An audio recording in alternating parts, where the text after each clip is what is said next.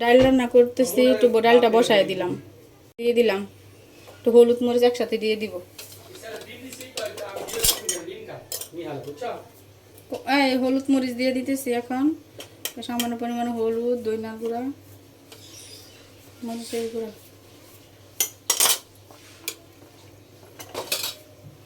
শেষ। এখন বাগার দিয়ে নিব।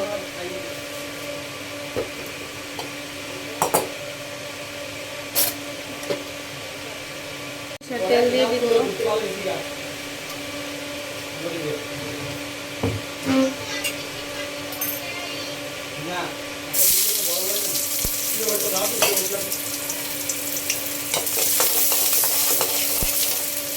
ডাল বাগার দিতেছি। ডালটা এখন ঢেলে নিব।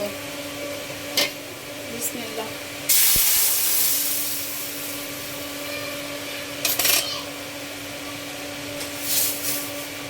এখন ডালটা বলক দিয়ে নিব।